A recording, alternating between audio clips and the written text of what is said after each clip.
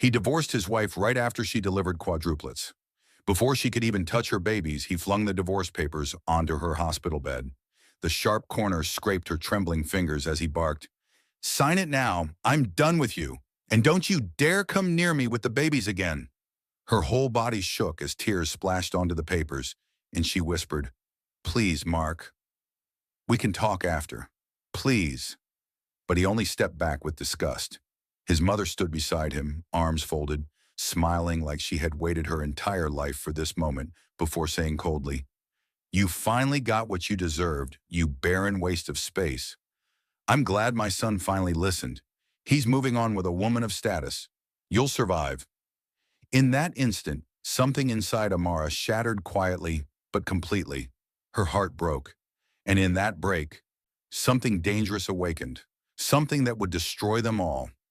But before we begin, if you believe women deserve love, protection, and respect, don't watch silently. Make sure to subscribe. It's a simple way for women to stand with other women. And please drop a comment telling us the exact time and place you're watching from. It means more than you know. Now let's go back to where it all started. The bathroom floor was cold against Amara's knees as she stared at the pregnancy test in her trembling hands. One line. Always one line. She dropped it into the wastebasket where 17 others had landed this year alone. Each one was a silent scream her body refused to hear, her fingers pressed against her flat stomach, willing a life to be there that simply refused to take root. "Still nothing?" The voice came from the doorway. Amara didn't need to look up to know it was Beatrice, Mark's mother. The woman had never knocked in the 5 years Amara and Mark had been married. She had a key, and she used it like a weapon. "No, Beatrice," Amara whispered, wiping her eyes. "Not this month." "Pathetic," Beatrice sneered, adjusting her pearl necklace. "My son needs an heir, Amara. He is a rising star in Manhattan real estate. He needs a legacy. And you are merely an anchor dragging him down to mediocrity. If you can't give him a child, what use are you?" In the beginning, Mark had defended her. He would wrap his arms around Amara and tell his mother to back off. But that was before the promotions. That was before the late nights at the office. That was before Mark Davidson started believing his own hype. Over the last year, Mark had changed. The sweet, ambitious man who loved Amara's cooking and her nursing stories had vanished. In his place was a man obsessed with appearances. He started criticizing Amara's natural hair, suggesting she straighten it to look more professional for his company dinners. He complained that her nursing scrubs were unflattering. And then there was the smell. It started 6 months ago, a lingering scent of Chanel No. 5 on his collars. It wasn't Amara's perfume. When she asked, he gaslighted her. "You're crazy, Amara. It's probably a client. You're so insecure lately. It's unattractive." But it wasn't a client. It was Chloe Hartwick. Chloe was everything Amara wasn't in Mark's eyes. She was the daughter of a venture capitalist. She was blonde, 26, and moved through the world with the careless arrogance of someone who had never heard the word no. She had walked into Mark's firm to buy a penthouse and ended up buying Mark. When Amara finally fell pregnant, a miracle, the doctor said, it wasn't just one baby, it was 4. Quadruplets.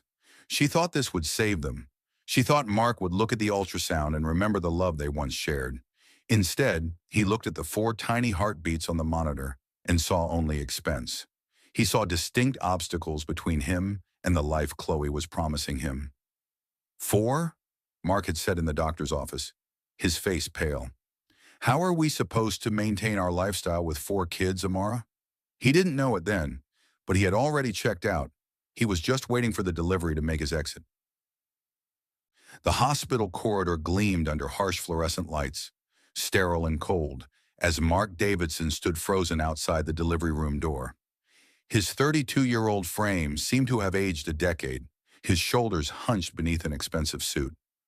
Beyond that door, Amara, beautiful, exhausted, magnificent Amara, had just delivered 4 healthy babies after 18 hours of labor that had nearly claimed her life twice. Mark didn't go inside to hold her hand. He didn't rush to see his children. Instead, his phone buzzed. It was Chloe. "Is it done? I'm waiting at the Ritz." The suite is booked. Don't make me wait, Mark. You promised. Chloe was waiting in a suite that cost more per night than most people's monthly rent. She had spent the last month whispering in his ear that men like him deserved women who understood ambition. Women who came from the right families. Women who could open doors, not just fix broken bones like a nurse. "It's done," Mark typed with trembling fingers. "Mr. Davidson," Mark jumped.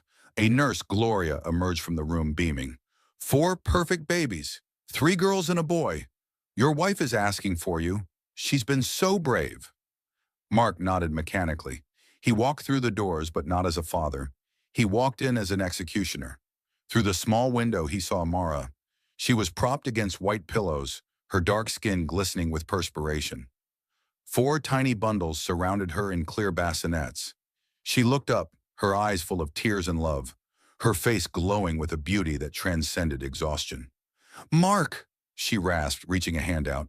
"Come see them. They're perfect." Mark stayed by the door. He reached into his jacket pocket. He didn't pull out a gift.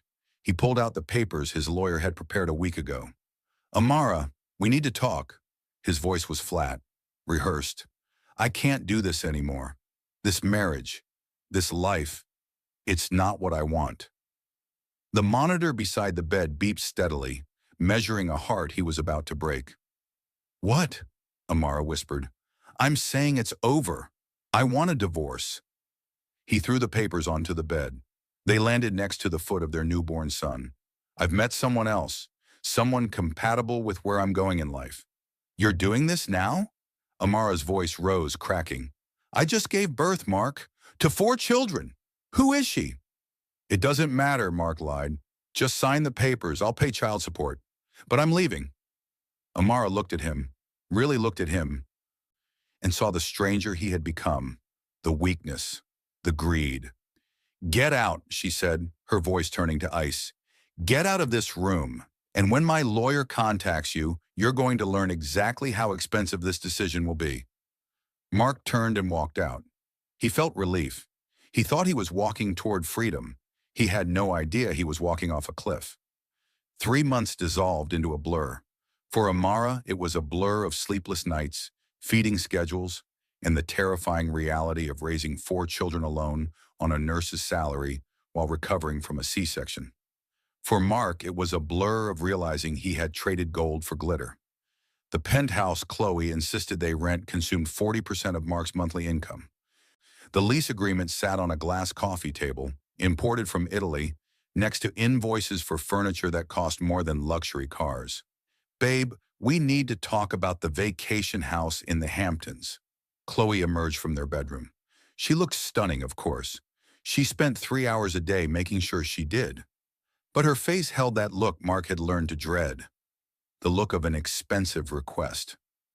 "The Hamptons house," she repeated, filing her nails. "Ashley's husband just bought them a place in Martha's Vineyard.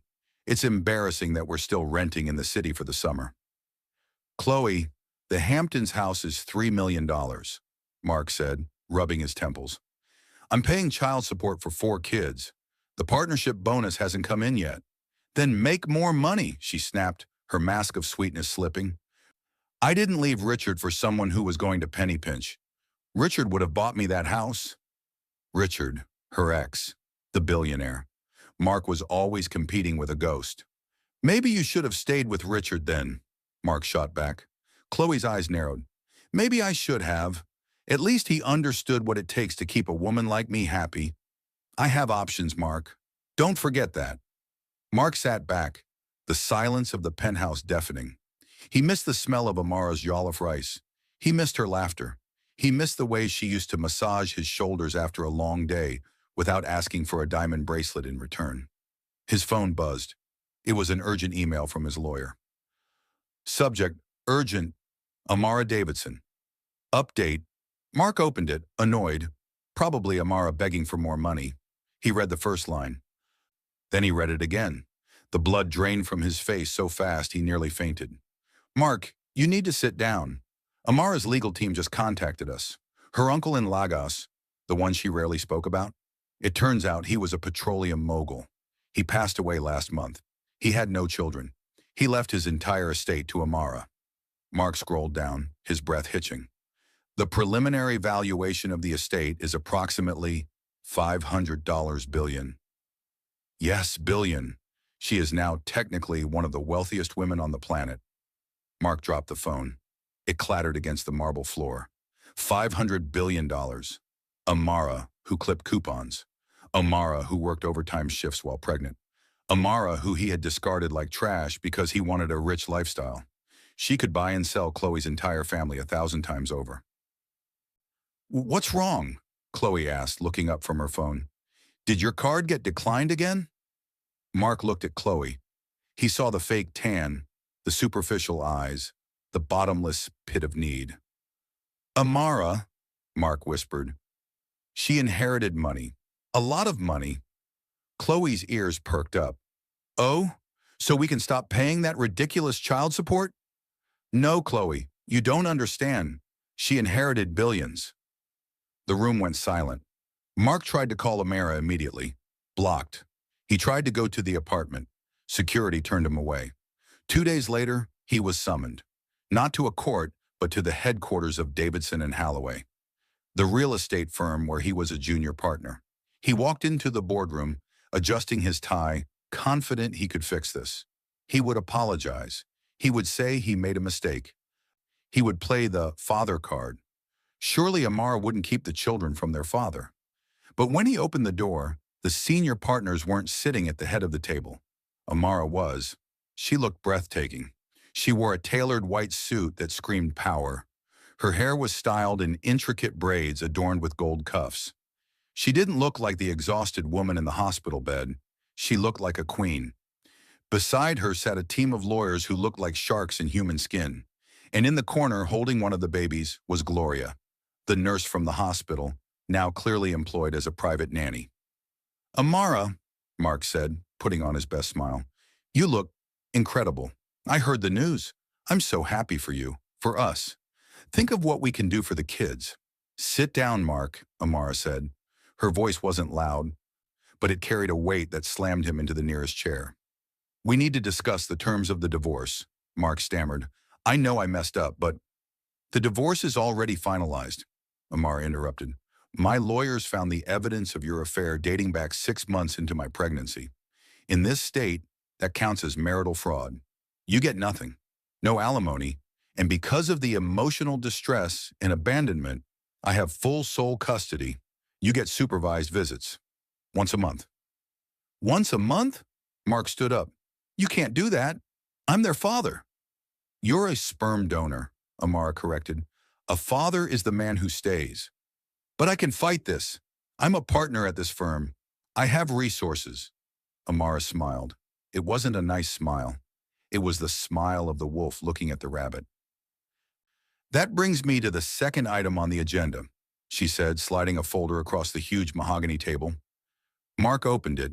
It was a deed of sale. What is this? My uncle's portfolio was vast, Amara explained calmly. He liked to invest in American real estate, specifically commercial development firms.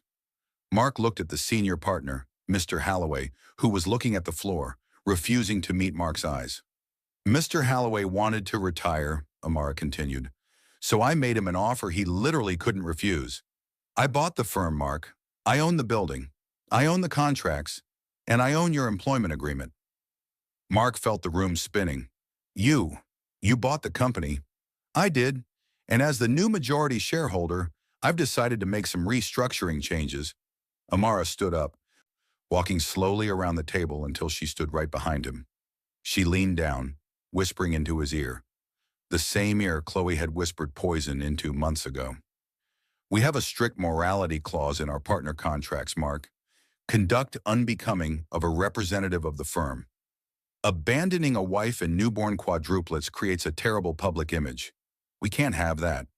Amara, please, Mark begged, tears welling in his eyes. The penthouse. Chloe, I have bills. If you fire me, I lose everything. You lost everything the moment you walked out of that hospital room, Amara said softly. She straightened up and looked at security. Mr. Davidson is no longer an employee. Please escort him out.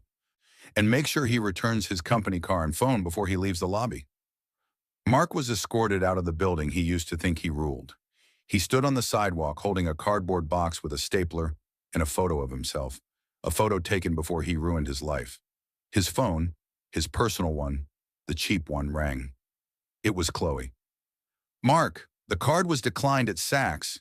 This is humiliating. Fix it right now or don't bother coming home." Mark looked at the phone. He looked at the tall glass building where Amara sat in the sky, nursing his children, ruling an empire. He laughed, a dry, broken sound. "I can't fix it, Chloe," he said. "I'm fired. The money is gone. All of it." There was a pause on the other end. "What? I'm broke. And Amara, she owns everything." "You loser," Chloe spat. "Don't come back here." "I'm changing the locks." The line went dead. Mark stood alone on the busy New York street. People rushed past him, indifferent to his ruin. He had chased the illusion of a better life, only to find that he had held paradise in his hands and thrown it away for a mirage. He had wanted a woman of status. He had one. She was the mother of his children, and now she was untouchable. Inside the boardroom, Amara walked over to the window. She watched the small figure of Mark disappear into the crowd. She didn't feel joy. She didn't feel sadness. She felt peace. She turned back to her babies. The nanny, Gloria, smiled. "You did good, Mrs. Davidson. Or should I say, Miss Okiki?" Amara smiled, picking up her daughter. "Miss Okiki sounds just fine." Mark Davidson learned the hard way that the grass isn't greener on the other side. It's greener where you water it. He let his garden die to chase a plastic flower, and now he has to live in the desert he created. What do you think? Did Mark deserve total ruin? Or was Amara too harsh? If you were in Amara's shoes with $500 billion, would you have helped him or crushed him? Let me know in the comments below. And remember, life has a funny way of returning the energy you put out. Be careful who you step on today. They might be the ones signing your paycheck tomorrow. Thanks for watching. Don't forget to like, subscribe, and share this story if you believe in karma. See you in the next one.